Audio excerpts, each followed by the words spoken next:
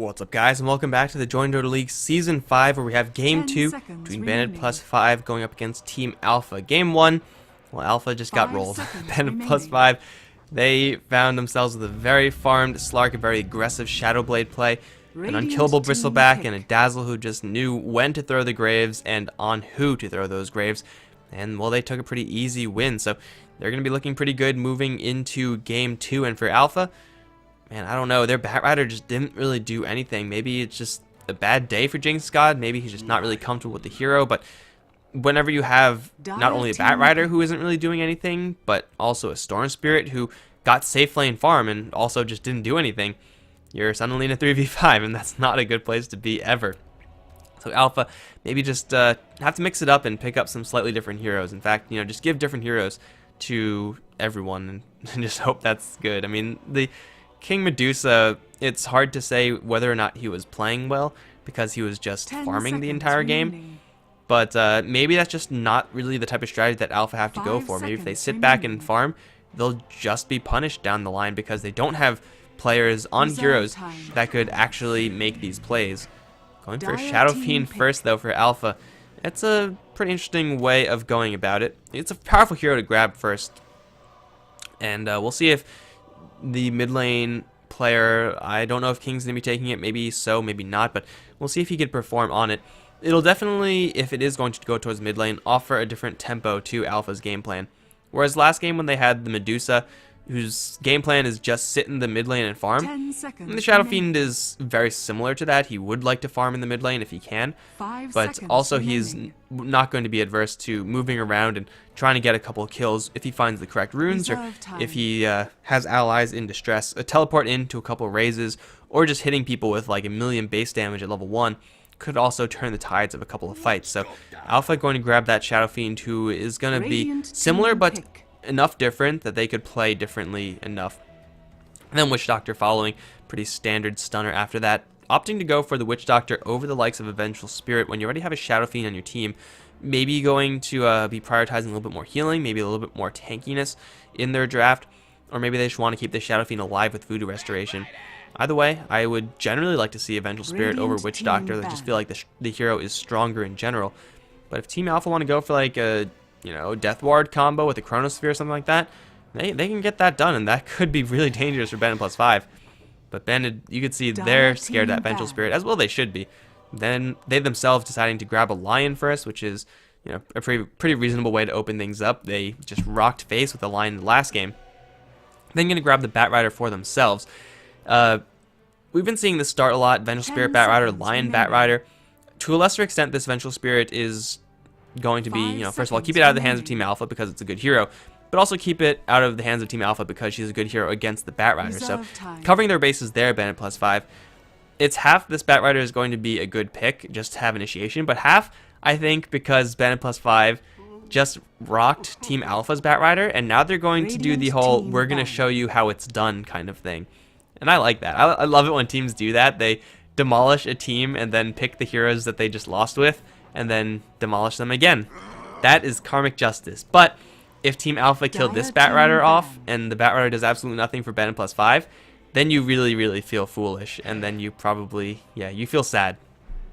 Got the Faceless Void being banned out to prevent that Death Ward combo for Team Alpha, and of course Scarith Mage Viper also going to hit the bin. Very similar bans to Alpha from the last game. Team Alpha will get a decent Death Ward combo in the Ravage Death Ward. It's definitely not what you want. If you get your hands on Chronosphere, you would want to have the Chronosphere over the Tide. As far as behavior in lane, they are slightly different, in that the Faceless Void doesn't do well in lane, and Tidehunter always does. Or at least typically does tend to do a lot better. But Ravage Death Ward is a reasonable way to go. It's also a lot easier to land a Ravage, so there is that to consider. Just being able to Ravage from very far away, and you can use that Ravage to kind of protect your allies from a Batrider initiation. Whereas from a Chronosphere, you have to time walk first and then do it. Or that time might be a little bit too hard. Oh my god, why do all my Twitch channels play ads when they're muted?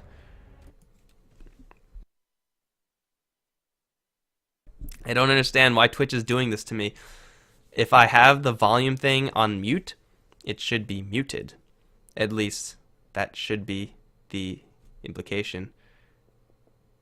Only some of the ads are muted. I have no idea, but if you hear any ads, guys, that's on my end, and that's just... I'm just going to close it. Never mind. It's fine. I'll support them later. But anyway, got the Razor pick for Bennett +5. Here that has been failing pretty badly as of late. Not because it's a weak hero, but I think it's just because he's not really good against what heroes are good right now.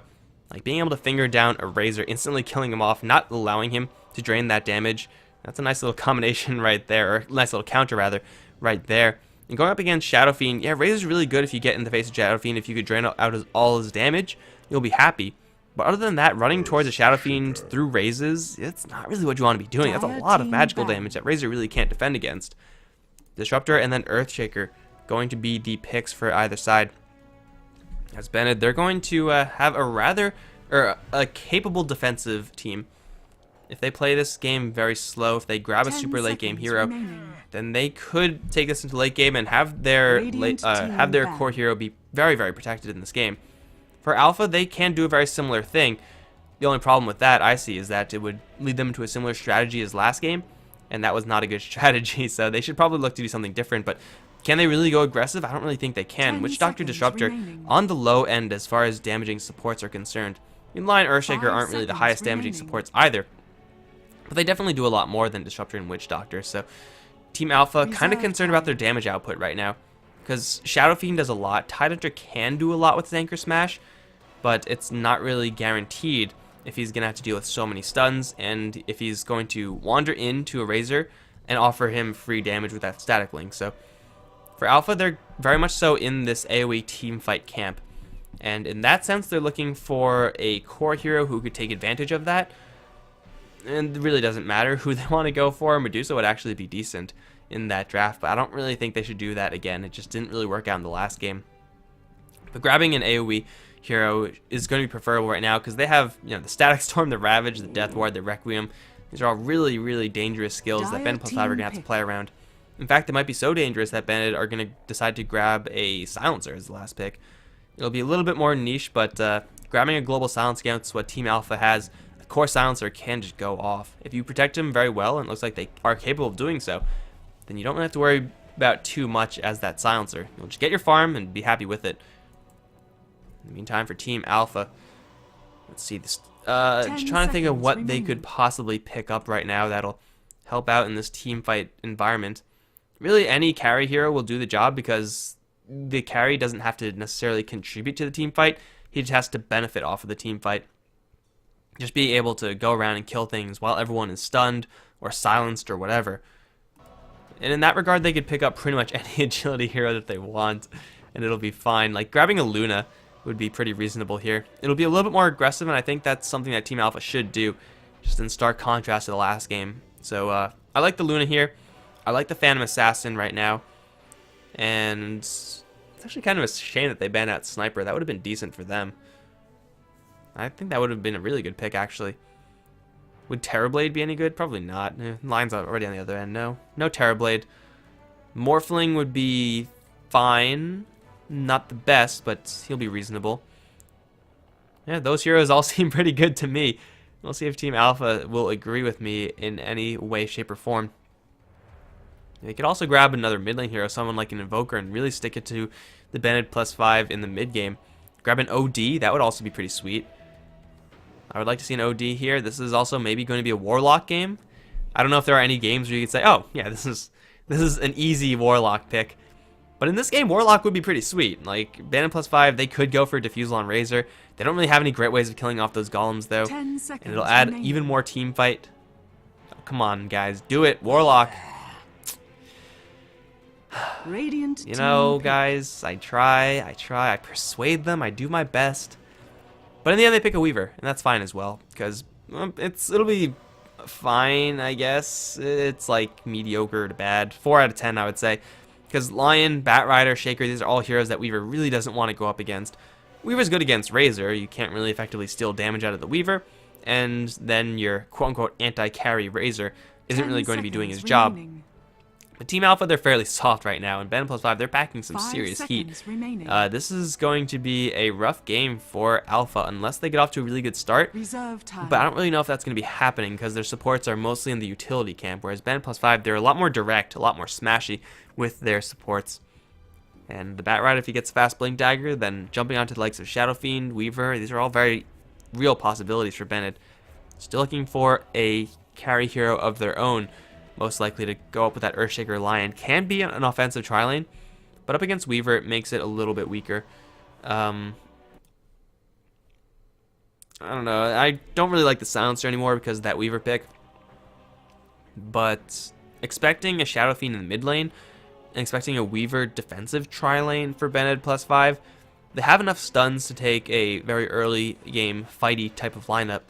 Ideally, they would like a hero that's more on the tanky side, just so you could sustain your way through all of these huge team fight ultimates, or grab a hero who's naturally going to buy BKB. Either way, they should be happy with that. Just grabbing a whole lot of burst damage, or just grab an anti-mage. That is not exactly what I had in mind, you know what, but it's... How much do I like this anti-mage pick? I mean, the crowd control effects of Team Alpha, they're certainly there. They're isolated predominantly in those ultimates. Anti-mage will be able to sometimes withstand the Static Storm and the Ravage, but he's not really going to be a hero that wants to grab BKB. He will be a hero that can, to a certain extent, punish the Weaver. But aside from that, I don't really know if this anti-mage pick is what Bandit +5 want to be doing. You know, bare minimum, they have a hero that can get protected farm from the Earthshaker and the Lion, and then use that farm very, very well. So that's anti-mage's job. His job is to hard carry, and he'll be successful in doing that most likely in this game. Or he'll have a good chance of doing that, let's say. But as far as whether or not this is really the best way for them to go, I'm not really convinced. Either way, we'll see them load out into their lanes, guys. This is game number 2 in the best of 2 between Bandit +5 and Alpha. Currently, Bandit +5 leading the way. And we'll see if they can close it out 2-0, but it's JDL, so it's probably going to be a tie, let's be honest. But Anti-Mage is going to be played by TDS down towards bottom lane. He's going to be supported by Magic9. That's definitely someone who wasn't here last time, but he's going to be playing the Lion. Robert G is going to be on the Earthshaker. Oh, they're from the 9 clan, of course. Of course, that one. Tabushka is going to be on the mid lane Razor. That leaves Nimiranos on the Bat Rider up towards top. Down towards bottom for the Alpha side, we got Jinx God playing the Tidehunter. Hopefully his game is a little bit better this time around. Bakemono is going to be on the mid lane Shadow Fiend with Hari on the Disruptor. And up towards top, King is going to be farming as the Weaver, supported by Miggy on the Witch Doctor. So Alpha going to send their Tidehunter down towards the bottom lane. And that already is actually a really good matchup for an Anti-Mage. This is like one of the strengths of Anti-Mage. You put him versus a melee hero and he's going to be very happy. But grabbing Blink first is rather curious from TDS. It is like the safe way to go. You will never really be too upset about grabbing Blink first. But now that he sees the Tidehunter on the other end, he's really going to try to start building into that mana break. So I would expect maybe even a stat mana break build for him. He has Blink level 1, so level 2 you go mana break, stat mana break, something like that. Because the Anti-Mage versus Tidehunter matchup is actually really good for the Anti-Mage. There aren't really many great 1v1 matchups for Anti-Mage, and there are very, very few poor 1v1 matchups for the Tidehunter. But being able to burn mana is just so killer for a Tidehunter. Like, look at this. He has 200 mana right now. You hit for about 10% of his mana every single time. You hit him 10 times, he's completely out, and he needs the Anchor Smash to survive in the lane.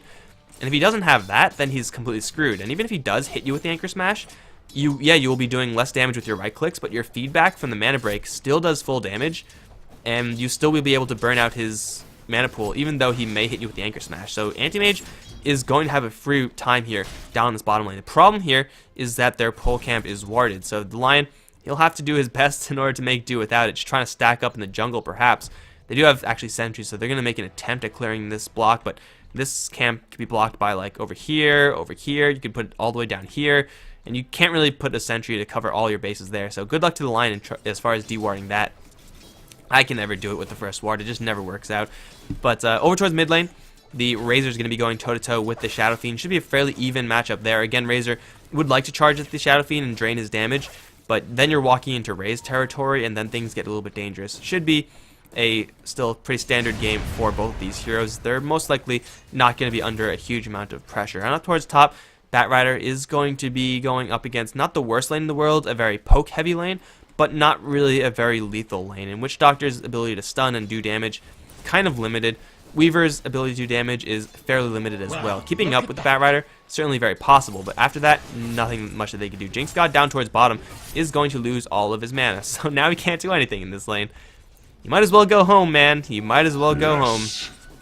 He needs a bottle so desperately right now, but even then, you grab a bottle, and then the anti-mage is always going to have that extra damage from the feedback effect. I guess is it called feedback? I guess it's just called mana break. It's called feedback on the diffusal blade. You get mana broken, and then you will take more damage from the anti-mage. So either way, even through Anchor Smash, he's going to be hitting you very hard. So this bottom lane is, for all intents and purposes, lost by the alpha side. And the Tidehunter still can man-fight the anti-mage sometimes, but only sometimes. With no Anchor Smash, he has no chance. Fortunately for them, King is still getting free farm up towards the top lane. Weaver is going to be rushing up a hand of Midas, it looks like. With a very early Gloves of Haste. This is one of the more greedy builds you can go for. Also picked up the Magic Stick in preparation for a Batrider matchup, which is probably not going to happen any longer. Nemiranos sees that he really can't do that much to deal with this Weaver, so he's just going to bail into the jungle, and I think that's a reasonable way to go. But this Magic Stick is going to be an item that Weaver is going to regret picking up, mostly because it will stay on 0 charges for a very long time in this game. The Hand of Midas, though, will be very quick, and Anti-Mage, I mean, he can't really grab a farming item as fast as the Weaver, but once he does grab his Battle Fury, and it looks like given his farm rate, he will get a very fast Battle Fury in this game, he'll be just fine to keep up with the Weaver, and then eventually pull ahead. So right now, Alpha not doing too terrible with their CS, mid lane, top lane doing fantastically, everyone else kind of suffering. But Jinx God has really got to be careful. Fortunately for him, the Lion is still only level 1 because he has gotten rid of that ward that was blocking the pull. But aside from that, this Lion really needs level 2 at the very least in order to deal with this Tidehunter, and even then, Kraken Shell is going to protect him.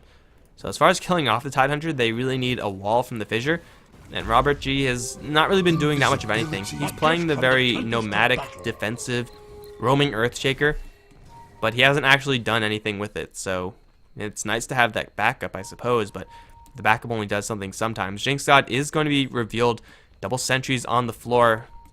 Oh, they know exactly where he is, but he's going to go into lane. They looked like they wanted to make something happen, but they will hold on to it right now. This Tidehunter is in a little bit of trouble right now because, well, he knows that the Lion is here, but he doesn't know that they know that the Tidehunter is there. So if he gets a little bit too close, then they can very easily jump him. But Nemiranos, he's jungling pretty much full up, had a pretty large stack here. I don't think he had a huge stack here, but for sure this one, it's only a double, but that's fine. He'll be very close to his Blink Dagger once he clears this one out, only about 500 gold away.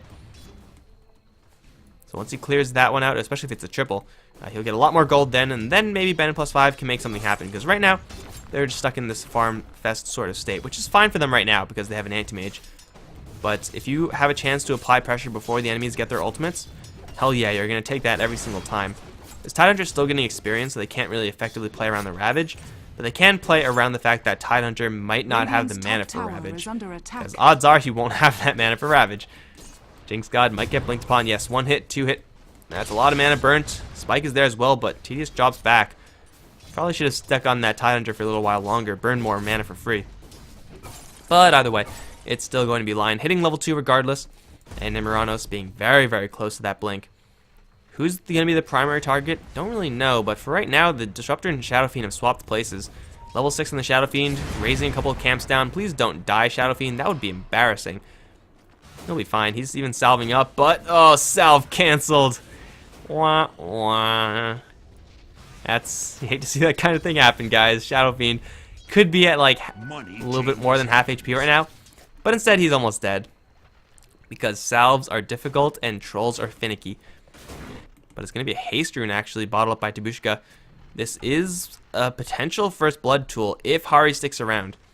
That's a big if though. The Disruptor knows now that the Razor, or knew before that the Razor has a haste, so charging at a Disruptor, draining him out a little bit. Yeah, the Glimpse will save him from a little bit of that damage, but still, you're a level 3 Disruptor going against a level 7 hero. I don't even really care who that hero is. I don't like your chances as a Disruptor. So the haste rune is going to be held, and it looks like it will overlap pretty perfectly with the purchase of a Blink Dagger from Batrider plus that smoke.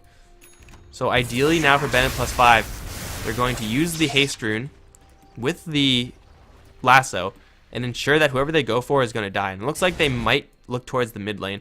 It's probably going to be the easiest kill. Shadow Fiend is also the most paranoid though, so that might not be what they want to be doing. Just waiting to see where Nemiranos wants to go.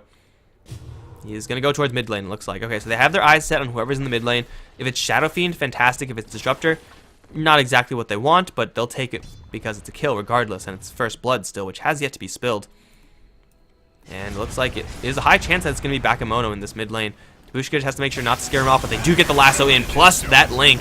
With the haste rune active, Bakemono has no hope right now. He's just going to die, and he will die to the Batrider. Surprise Blink Dagger, 7 minutes 30 into the game, and that was a perfectly timed gank.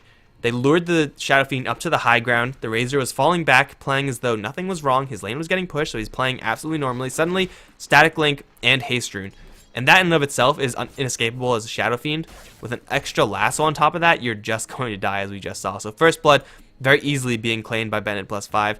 And again, it goes back to that whole, we can play this hero a lot better than you kind of thing. The Batrider's already doing, or actually not really. Not really already doing a lot better than the Batrider of last game, because the Batrider last game did get first blood. So now the Batrider, if he is going to replicate the last game's performance, he'll start feeding, and he will not get any more lassos. Yes, I am firing shots all over the place, guys. I don't care. But Nemiranos on track for doing very well in this game. 1,000 gold to boot. That's upgraded boots, and potentially a little bit of that Force Staff to work on towards later. But first blood being claimed by Bennett +5, and Anti-Mage still farming way down towards bottom. Doing pretty well, in fact, leading the way in net worth, even through the first blood of the Bat. And I'm sure he's going to pick up his swords eventually in this lane. He already has his power treads, so he has gone for a little bit more of a basic item build for him. But that's reasonable enough. Additional attack speed for Anti-Mage is better on him because of the feedback. Man, why do I keep calling it feedback? On the mana break than a lot of other heroes who don't have that on-hit effects, though Anti-Mage is still going for a very heavy stat build. So he's going to be rather hard to kill. Even going for that 1 point in the mana shield, spell shield. Even though it actually just doesn't do anything versus the Tidehunter. Weaver's going to get a kill on the Earthshaker up towards top. Wow, I did not expect that to happen. Hex on the King, but he's being healed up by Miggy. There's not enough damage here for the Lion. Has stick charges. Will try to salve through the Maledict. It's only level 1 Maledict. And the Lion will live because of it. But Shaker getting into a fight with Weaver. I did not see that one coming. So my bad for that, missing that one, guys. But Earthshaker going down, not really the worst case scenario for Bennett +5, but they lose it to a Weaver. And that's the worst case scenario right there. King getting a lot of farm can be just as dangerous, if not more so, than an Anti-Mage with a lot of farm. So they really have to be careful about how much they throw the way of Alpha's Weaver. They're going to go for mid lane, though. Grabbing Hari. Don't even need to drain his damage. Just whip him down as Tabushka. That's 1 kill. Gotta watch out for these raises, though. 2 raises going to connect Tabushka. 1 more right click. Going to kill him off. Now the Batrider going to get in the fight with Bakemono. The Firefly is on the deck. Lots of napalm being stacked up. It's going to be close. And Batrider wins the race. He gets the kill, then dies to the Death Requiem. So even though Bakemono gets quite a lot of gold from that one, he didn't get the experience, and Batrider did. It's a 2 for 2 over in the mid lane. You can see Batrider getting some more experience there. Overall, looking to be fairly even. But definitely a lot more experience for the Bat there. Level 2 Lasso, reducing the cooldown, more important than the extra duration, quite frankly. By the way, making trades in the mid lane, probably not what Bennett +5 really want to be doing. But this Shadow Fiend is able to do a hell of a lot of damage. That's just what I was talking about before. Your game plan is to charge whoever you're lassoing. Can't really do that when the Shadow Fiend is there with those raises. And that's not something that Medusa can do either. So the Shadow Fiend is pretty much almost guaranteed to have more impact. He already has had more impact in this game than the Medusa of last. So Alpha, they're not doing too terribly either. They have a Weaver who's doing quite a bit. Their Shadow Fiend is still getting a hell of a lot of farm. It's actually gone for a drum build. This is, first of all, something we don't really see that often. Drums on any hero is not really going to be a bad item per se. It's just usually there are better items to get. The Tidehunter's dying, whereas he's dying to Ancients, that's fine. Yeah, the drums are not bad on the Shadow Fiend, but would a Eul's Scepter be better? Would a Blink Dagger be better? Would a mech be better? That's really the question. And in this particular game, this is a fine item to get because he has a Weaver who's free farming. I think it would be just as good as the Eul's Scepter. Top lane King going to get jumped. Echo Slam is there, but they can't chain stun him for long enough. Now the Death Ward is going to kill off the Earthshaker. unfortunately, they lose the tower right as the Batrider arrives. So they can't actually get that tower aggro on the Weaver. In the meantime, bottom lane, TDS is going to go straight towards Harry. Mana Void, not going to do it. 22 HP. The Disruptor gets to live. Anti-Mage gets a free pass out. No, Anti-Mage wants back in. Oh, he still sees the Disruptor. Run, Disruptor, run. One more hit's going to kill him. Here it is. Brace yourself, Disruptor. Gush gonna get him a little bit of help. Now Ravage, here comes the Shadow Fiend with those right clicks. Needs to blink out. TDS will rock right into a tower, and that's gonna kill him off. Womp. Oh man, a little bit of a misplay there from the Anti-Mage. Forcing out the Ravage, though, of the Tidehunter. A little bit of a win there for Bandit +5, but losing your Anti-Mage, who is just manning up a little bit too much, definitely not a mistake that you can be too careless in making. So Anti-Mage gonna take a fall. Does still have a lot of golds and is only one sword away from his Battle Fury. So even though he may be dying right now, he can recover and then some with just a little bit of space. But the concern right now is that Weaver is getting a hell of a lot. He has a BKB in the works, and though Batrider can get the last one to the Weaver, what sort of follow-up damage do they have? It's very slow follow-up damage. They don't even have the Finger of Death yet onto this Lion. Anti-Mage can't kill off the Weaver, at least not yet. And the Razor, he will be able to do a lot of damage, but not in the duration of a lasso. He needs time to do the damage in both the Eye of the Storm, which he has yet to pick up, but also that damage link. If you lasso the Weaver, you won't have time to drain his damage, and that just isn't a combo that really works out most of the time. Down towards bottom lane, though, Disruptor and Tidehunter going to be testing the waters down here. They're hoping to run into a soft hero, and they will kind of get their wish. There's a Lion. Tidehunter's going to blink forward. This is not really a fight that Alpha can take right now, because they don't know what the Anti-Mage is right around the corner. Mana Break is going to be huge right now. TDS now going to see the Disruptor.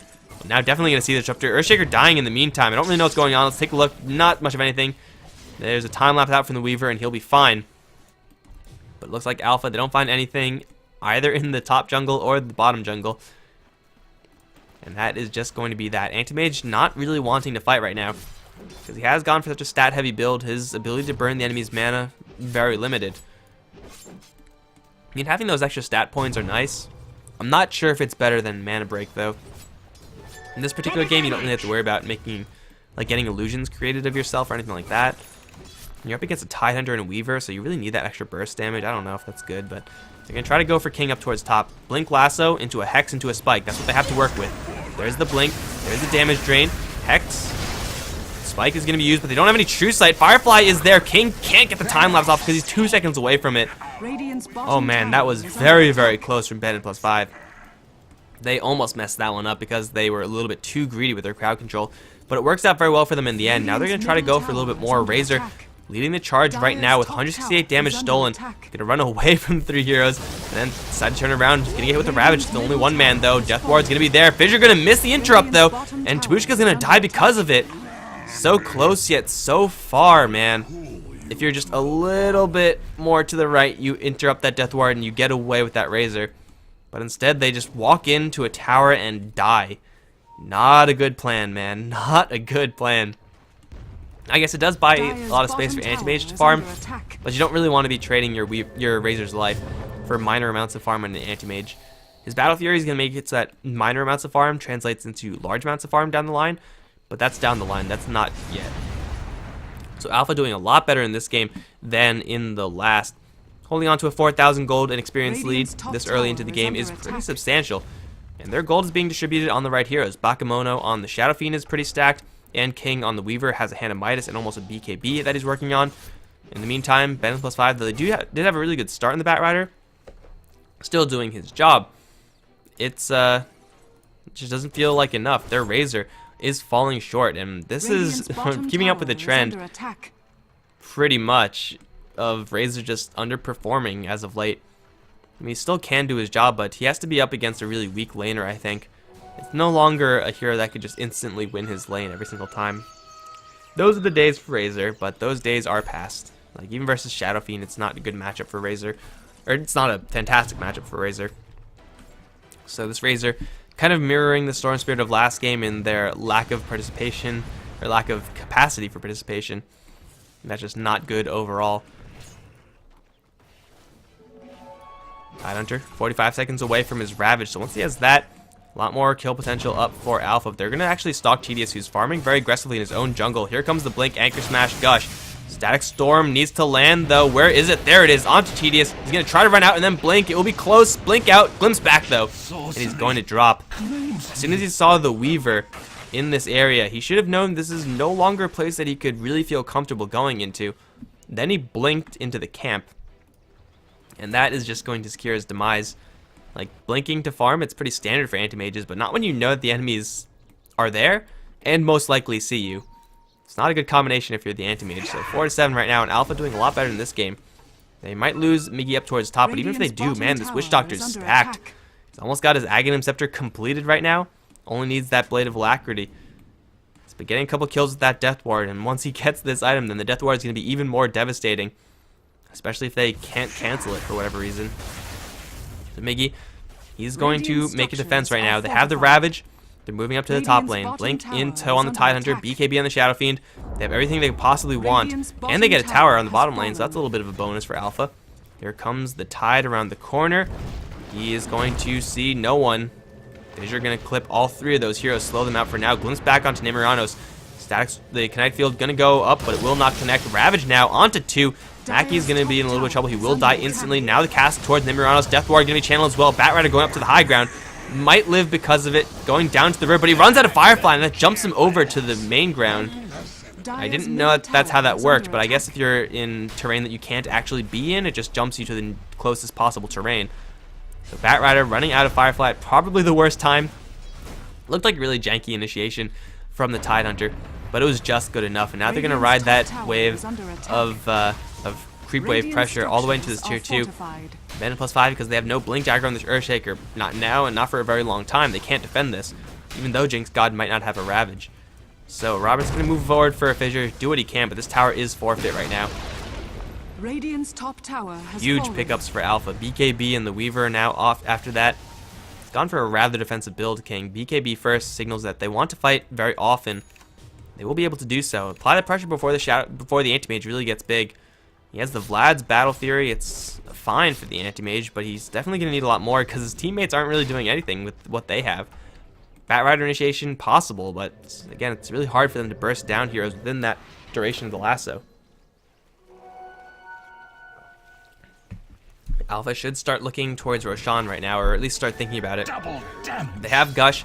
They don't have a medallion or anything like that, but they do have presence of the Dark Lord and that Gush, so that should be a lot of armor. Their survivability is going to be in the level 3 Witch Doctor heal, so killing off Roshan should be pretty safe, pretty secure, and they just have to worry about a Batrider at that point, who, by the way, is going to kill off Hari in a hurry. Get it? Hari in a hurry? Finger of Death is going to get that kill. No lasso even needed. Although I'm pretty sure he was trying to go for it. The Disruptor just trying to juke him out. Gets the kill anyway. And now they're going to try to go for round 2 up on the top side. They know that Ravage is down for another 30. And this tower, not really too healthy to begin with. But Witch Doctor does complete his Aghanim. So next time, this tower is going to be defended. Ravage or no Ravage. The rest of the team, they're not really slacking off in the meantime either. They're going to go for the Roshan. And, well, without their Witch Doctor here, the healing and sustain aspect of Roshan is going to be a little bit difficult. But it's not going to be impossible, because Bakemono is dishing right now. 200 pop. And King is doing a decent amount of damage as well. Here comes the healing from Miggy. Or not. Or not. They could just grab the Aegis and then heal the old-fashioned way. That's good, too. So they have the Ravage. They have the Static Storm. They have the Death Ward, which is Aghanimed. And they have an Aegis. It's time for Alpha to make a play. And it should be maybe just going straight down the mid lane, maybe going towards the bottom lane. Either way, they're looking at a tier 2 tower to be claimed right now. Just because they have everything that they could possibly want right now. And though they are sitting pretty far ahead, you don't really want to give the Bandit +5 side more time to get more farm in the anti-mage. The longer the anti-mage farms, the more risk you have later on as Alpha to get completely blindsided by a 6-slotted hero. So applying the pressure now, when your team fight ultimates still do a lot of damage, plus you get those effects, that's really the preferable way of doing it. But Shadow Fiend going to get pulled back first thing. He's going to lose his Aegis first. Blink forward, Ravage with the Death Ward onto everyone, however. That's going to be 2 kills, 3 kills for Miggy. Tedious blinks out of there as the Shadow Fiend pops right back up. Oh man, the combos don't get that much better than that. The Ravage into Death Ward onto 5 heroes, man.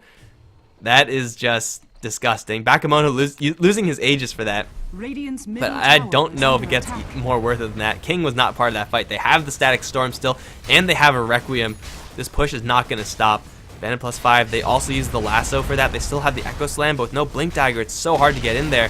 Alpha, they could either keep going right now or slide down to the bottom lane, look for that tier 2. They're going to keep going. They probably can't do more than this tier 3, and I don't even know if they will have enough to kill off this tier 3.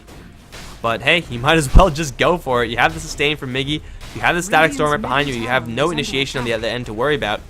Might as well just do what you can. Tier 3 gonna go down. Maybe Range Rax is actually in a little bit of trouble right now. Here comes a TP after a nice fissure. Spike through to 2. Jinx God dropping very low. Will die to the plasma field, looks like. 8 HP. He will die to the Lion hit. In the meantime, back end. It's gonna be the death of the Bat Rider. Tried to jump in. Not really doing a great job there. Tabushka is gonna pop the BKB. Bakamoto winding up the ultimate. Going to connect onto a few heroes, but not really do enough. Now he's going to be chased down by an anti-mage who's going to mana void for pretty much no damage. Glimpse back on a Tedious.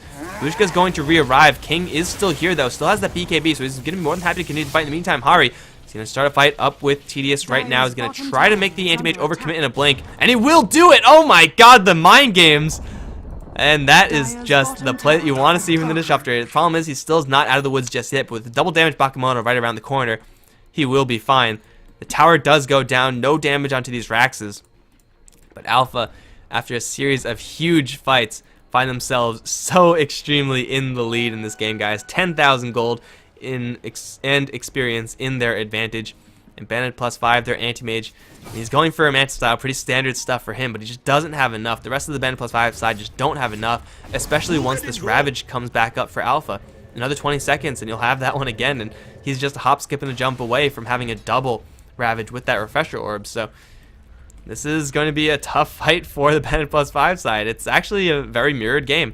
The Bat Rider initiation's good to begin with, but not good enough quite yet. Bakamoto's going to turn around, try to tank through this with the BKB. The Fissure's going to be held right now, still taking no damage to the Shadow Fiend. He has no life steal right now. The Fissure and Echo Slam are both going to miss, however, 2 shots on Nemeros with a raise. We'll get him a double kill before he dies. Oh man, a little bit of mistiming there from the Earthshaker. He thought the Shadow Fiend's BKB was a shorter duration, but it was still a massive 9 seconds. They used the lasso, did absolutely nothing. They used the Fissure and the Echo Slam, both of which did absolutely nothing, and Shadow Fiend takes a 2-for-1 up towards top. I don't even know if that's worth it though for Alpha. Like, you take a 2-for-1, usually you're going to be feeling pretty good about it, but in this game, losing your Shadow Fiend makes you lose a lot of momentum. Yet, even though the Shadow Fiend is really dangerous, I think they're going to be fine with it, because they still have that Death Ward walking down the bottom lane with now a Ravage cooldown, so this is going to be a pretty devastating push from Alpha, taking down at the very least this tier 2 tower. They can't go for more this time, because Bandit +5, they're a lot more ready than last. But this tier 2 tower is still going to be surviving for right now. Desolator, though, going to fly out to the Weaver, so the tower pushing just got increased by so much down that bottom lane. Weaver, though, will leave up towards top, where there is a line in the area with a Blink Dagger, actually, so King is fairly vulnerable right now. Blink, Spike, Finger. No Finger. Don't even need it. Death of the Weaver, because he teleports in at 600 HP. Triple TP is coming on in. Mackey's going to be just fine. They need some true sight, or need some vision right now, but TP out from the Lion, he's going to be A-okay. It's kind of the downside of going for a BKB on a Weaver. I don't even know if BKB is the right decision as Weaver in this game. Like, I just kind of glanced over it, but now that I'm looking at it a little bit closer, you really want a Lincoln Sphere in this game. You want to block that lasso, you want to block Hex and Spike. I mean, Lincoln Sphere will do that, and BKB will protect you against a lot of the magical damage, which is still threatening. I don't know, I just don't know if that BKB is really worth it. It still is at 10 seconds, and in that situation, he was probably dead, even if he did have a Lincoln Sphere.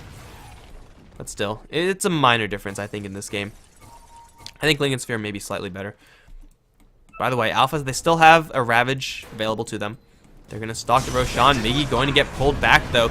If they could take out this Death Ward, that will be huge. Blink forward, Ravage, not there. They'll leave the Witch Doctor for dead. And this Bat Rider will tallying another one up for himself. They're just going to try to defend the Roshan as best they could. It's not even up yet. But Alpha, if they keep bleeding out with these heroes, even though they're still getting farm on some other heroes in the meantime, not good times for them. They really need to get this ultimate together again. When you have a team fight ultimate combination like this, the longer you sit on it, the weaker it gets. Because the enemy team naturally gets stronger in the meantime. So they need to be using this Ravage Death Ward as often as they can, but it's just difficult to land. It's very difficult to land. So a little bit more hesitant in approaching that, and yeah, they're going to try to defend the bottom lane, but Bandit +5 will have no part in that. They'll just fall back, get more farm in the anti-mage. Alpha, though, they are all alive right now. They don't have an Aegis, so going straight down the mid lane, a little bit risky. But do they have any better play? They have to stay grouped up pretty much no matter what. We've seen what happens if they are not grouped up. They just get picked apart. So they have to stay all together. But if you don't stay all together, if you stay all together and you just wander around, you don't do anything. Going for this is probably the easiest way for them to go about it.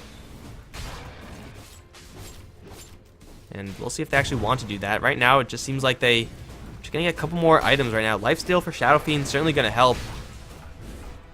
Getting the Aghanim Scepter on Disruptor also might help. Are there really any items on the Bandit +5 side that are worrying? Yeah, BKB on the Razor. If you catch him with that, that'll be sweet. King, though, going to take a Fissure. Spike, Finger of Death, one more right click.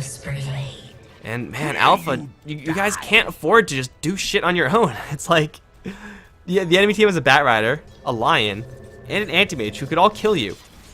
And yet they still insist on just farming alone. It's not a good idea. They gotta group up with this sort of team fight lineup. They can't afford to be all alone just one at a time. They'll just get picked off. That's like, what, the Shadow Fiend up here, that was 1. The Weaver got picked off over here, and then over here, that's 2 and 3. The Witch Doctor got picked off over here, and Bandit +5, they're just getting a free roll back into this game because Alpha are refusing to group up and just push. You gotta go for this push, man. Like, you could try to contest the late game with a farmed Weaver, but you're not gonna get a farmed Weaver if you keep on getting picked off. You need these wards at the very least to try to defend yourself, but look at the ward coverage of Alpha. Yes, ward coverage. Actually, no, I guess there's 2. So they know kind of what's going on, but they're, once again, just going to be all scattered around, and, well, Biggie's gonna get pulled back. And he's gonna die. Guys. Alpha, listen. Listen, guys. You guys gotta stop it. You guys gotta stop with this right about now. I guess now that they know that the Bat Rider has a gem, they won't get caught out by that in the future. I guess the Witch Doctor had an excuse in that, hey, I had an Invis rune. Usually I'm pretty safe there. But this is not one of those times. And Bandit +5, they're getting quite a few kills off of this. Their Anti-Mage is getting a lot of farm in the meantime. Manta Style completed with another 3,000 gold in the bank. He is still very fragile. If he gets into a man fight with Shadow Fiend, I don't know if he's going to come out ahead. He needs a lot more health. Maybe he goes for a Heart next. Maybe he goes for a Basher. But either way, Tedious is recovering quite a bit in this game. And Alpha, oh my god, are my eyes deceiving me? Are they actually going to group up and make a concerted effort to push? I guess not, because they're going to get their smoke blown by a line with the Blink Dagger, so they can't do that. They really, really want the Aegis right now, but they should be more than comfortable to fight as a 5-man group without their Aegis, because they have so many great ultimates. Roshan is going to be claimed by them, though, most likely. Bandit +5 not really in a position to contest this. Tedious is doing his best up towards top to try to push that one out. Unfortunately for Alpha, they don't actually check in the Roshan pit, or I think they do, and then it responds as the Weaver. So Roshan is up, and they're awkwardly standing around. They could be killing it by now, and by about now they could have the Aegis. And by now they could be over here and pushing down the enemy's mid lane, but instead they will finally scout it out. But Tedious is already working on the top lane. And this tower is going to die if they go into the Roshan pit at this point. Guys, it's time to go. It's time to kill the Aegis. It's what you've been waiting for a very long time now. Trades in sight, tier 2 for Roshan. Pretty standard move there. This is an Aegis Roshan, no cheese just yet. But if anyone goes up to the top lane to defend, there's a line waiting for them. Dire's top tower has fallen. And the tower will go down. Anti-Mage will not push that any further. He's going to play a little bit safer. Now they have Aegis, Ravage, Static Storm, Death Ward, Requiem of Souls, and that's it. I think they're ready to go, guys. I think they're ready to make this play. Go for this thing, right down there. Top lane is being pushed in. You could try to deal with the Anti-Mage, but you're never really going to kill him off effectively, unless you somehow get a lucky Static Storm angle. The odds of that happening, though, are very slim. Maybe they're just going to try to lure the Anti-Mage into a false sense of security. That's not going to work either. This Observe Ward spotting them all out. So they have to worry about their top lane, I suppose. It's kind of nice to counter push that one. But mid lane is kind of wide open right now, so probably go do that. It might be a good move to go and take Raxes right now. And if it does come to a super late game, they will have stacked Weaver and Shadow Fiend with a lot of AoE cover. But still, their advantage has been slipping away over the past couple minutes. What was 10 is now 2. in experience, and what was 10 is now 4 in net worth. So they're still not doing terribly right now. It just they could be doing so much better right now. And you always gotta consider that wasted potential.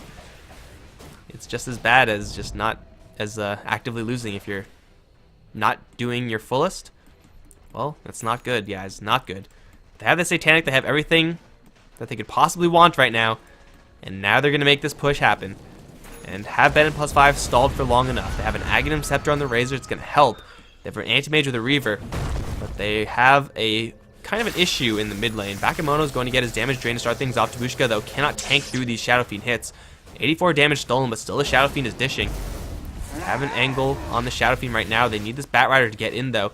Who does he want to go for? He's so scared, though, because if he goes in, he's just going to get static stormed. Fissure, Bakemono's going to get jumped on by the Anti-Mage. Cast going to be thrown in the meantime. Mac going to jump in and cancel out Jinx God, but the Death Ward is going to be channeled. Tedious dropping very low, will go down here. He does not have a buyback either. Bakemono taking pretty much no damage from that. They're going to break this rack so very easily, and they don't even get close to using the Aegis. Satanic was used there. That's one set of racks is taken by Alpha. They still have the Ravage. They don't have a Death Ward. But they have, they only have the Ravage right now. Ravage and Requiem. I think that's all they need, though. They also have the Aegis, so just go for the top lane tier 3. And Bennett +5 without an Anti-Mage can't really fight. That's all their net worth, tied up in a death. Blink forward, Lasso is going to pull the Tidehunter away from the main fight. But Bakemono is just standing here and fighting.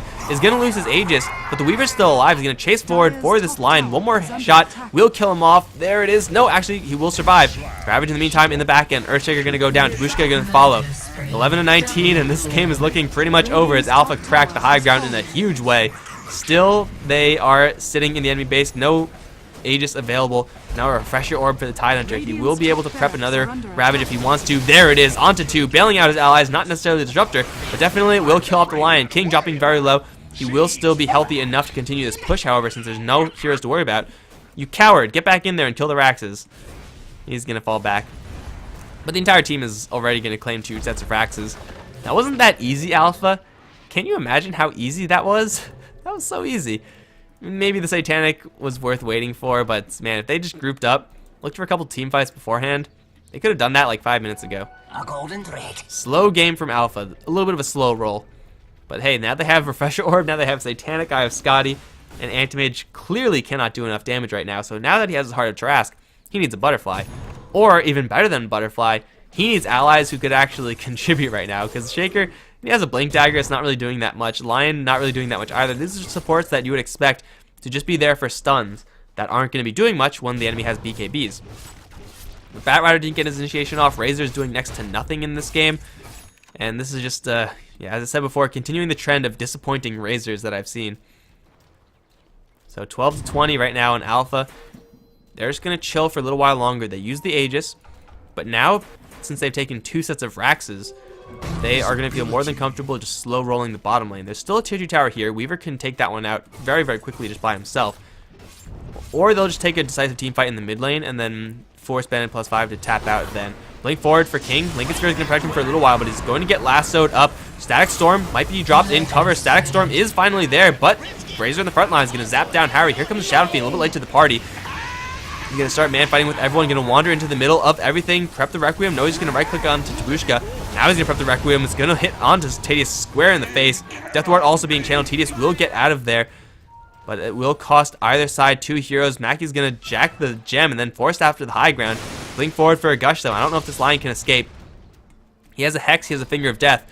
If he has another Spike coming, he can actually kill off this Tide, but not with the cast being thrown. He's going to have some high ground, but a couple more right clicks is going to kill him off. That's 3 down now for Bennett +5, and Bakemono's still alive. Weaver did go down in the process, but this tower is very, very easily taken by the Alpha side, and only having to worry about an Anti-Mage and Earthshaker on the other end, they should just go in and just clean up everything else. Death Ward is going to be up another 40 seconds. They have a Ravage again available on Jinx God.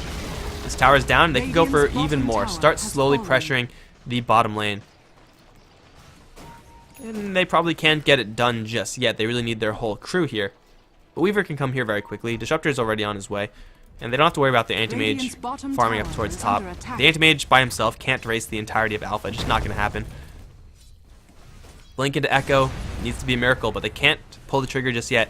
They need everyone on Bandit +5 back up. Blink forward, Lasso, Bakemono going to get dragged in. Has Satanic, and he will have to pop it if he wants to fight. Blink forward, Jinx God, he can unleash the Ravage onto only one, however. It's not really going to do that much, but with the Death Ward, TD is taking quite a bit of damage. He's also going to get chain stunned by a Cask. Will Mana Void to break that channel. Bakemono, though, still alive in the meantime. He's going to get chain stunned down.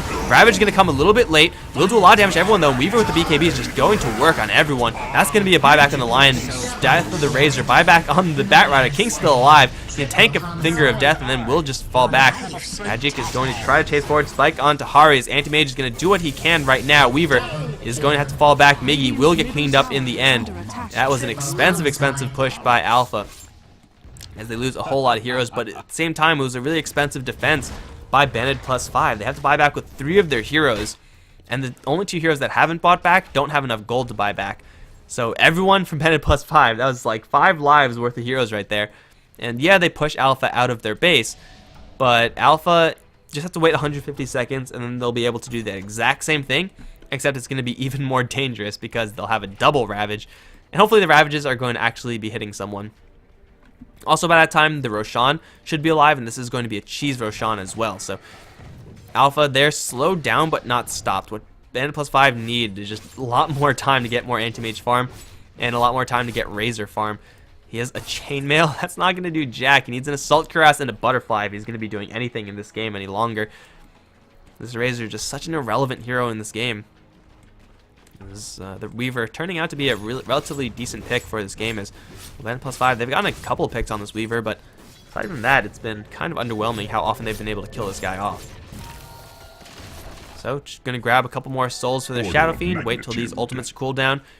Bandit +5, they're going to try to do their best to protect this Roshan, but getting into a heads-up fight right now is definitely not what they wanted to. There's a Static Storm around the corner. There's a Shadow Fiend incoming with a fresh Butterfly fluttering to the lane. Jinx God has no Ravage right now, so maybe Bandit +5 have an opportunity here, but it's just too much of a risk. You die over here, and well, you can't do anything to protect the Roshan. And luckily for Alpha, the Aegis is going to be coming up. The Roshan is going to be popping up very soon. It would be a lot better if the Roshan timer was about here for them, because then they would have, well, first of all, maybe Weaver, because Weaver's dead now. But Weaver will have buyback if he really wants it. For the 18th time, Weaver is off doing his own thing, and he gets punished. Surprise, surprise. And Roshan is now actually potentially claimable by Bandit +5. Anti-Mage can do it very slowly, however. And Alpha, their ability to protect the Roshan is so much greater than Bandit +5's ability to take it. It looks like Weaver is just going to wait for that timer. By that time, Roshan will be up, double Ravage will be up. So Alpha, they just have to make sure that they don't die between now and 50 seconds from now. And if they do that, if they just stick together and don't die, then they will be able to grab this Aegis. Or they can grab the Aegis before they have the Weaver and do things in a really risky way. Okay, they're going to fall back. That's the correct decision. They should just, like, chill near the Ancients, chill up here, and just don't touch the Roshan, guys. That's the only way this can go wrong, is if you get caught in the Roshan pit. That's actually the only way this can go wrong for you guys right now. And they're going to listen. Good. Back off, guys. There's no sense going to the Roshan pit with only 4 heroes against a whole squad of 5, especially when you have mid and bottom lane, and top lane rather, pushing towards the Radiant side of the base. So just chill. Just chill for 10 seconds. Wait for your Weaver, guys. They will do just that. Okay. So Batrider's off scouting, doing typical Batrider things. He is spotted right now, but doesn't really matter too much, because Alpha now with the Desolator up on the Weaver, again, they'll be able to kill off Roshan very, very quickly. They only really have to commit Bakemono and King into this pit. And Bandit +5, oh, Hari should not be here. That's a bad place for Disruptor to be. He'd probably be like back here, actually. Or just, you know, over here. That's maybe a little better. Aegis, Cheese, now claimed by Alpha, and now they're going to group up down towards bottom. And Bandit +5, their base is in full breach right now. Are they really going to try to initiate halfway? Because they're going to get the initiation off on the King. Ravage number 1 is there. Only has 1 target. Miggy's going to start channeling his ultimate. TD is doing a lot of damage, cleaving through, in fact. But it's just not enough right now. He's caught in the Static Storm. He'll be dropping as well. He has no buyback. That's a 2-for-1. Anti-Mage going down, however. And Alpha still have another Ravage available. They still have the Aegis. The Cheese is still up on Weaver. This looks like it's about to be Mega Creeps incoming, because without their Anti-Mage, Bandit +5 just don't have any damage. Initiation idea, I suppose, was nice, but they didn't have everyone there. There were a couple heroes like awkwardly back here still, just because they couldn't keep up with the blinkers. So they were just not able to participate in anything. And just like that, Alpha, they tie it up. There's no chance that B+5 can actually win anymore. Oh, once the range max falls. But King is going to jump in, assassinate Robert. Ravage number 2 will only connect onto 1. Really, really mediocre Ravages. But you know what? They don't need good Ravages because they're so far ahead. That's Mega Creeps. That's going to be a couple tier 4s. Buyback on the Shaker. EKB onto Bakamono, though. He's going to get shackled, lassoed into the fountain. Wall him off. Oh, Bakamono might die here, but he has an Aegis. Oh, okay, now he's just completely screwed. Rip in peace, Bakamono. It was nice knowing you. Fight to the death. You have Satanic active. To the death. He's not dying. He's raising the fountain and he's winning. Now he's going to go for Tapushka after having killed off the Shaker. He's going to run out of Satanic buff, and he might get the second kill. He's not going to do it. He will go down in the end, but the Ancient will fall shortly after. Miggy now going to start channeling the Death War, but it's too late. Alright, guys. If you're surprised about this, then don't be. It's a tie once again in Join Dota League 5, and that should be it for right now. In fact, I think it might just be it for the day. I'm Mark Loris. It's been a pleasure casting for you guys. If you enjoyed the cast, be sure to hit that follow button, and also follow us on Twitter and Facebook at HeflaTV. If you enjoyed my casting personally, you can follow me on Twitter at Mike Loris. It's in the title. But for right now, congratulations to Team Alpha for their victory in Game 2. But ties, man. Gotta do something about these ties. That's what happens when they're all best of 2s. I guess it just kind of happens. But for right now, guys, that's it for me. I'll see you guys next time. GG.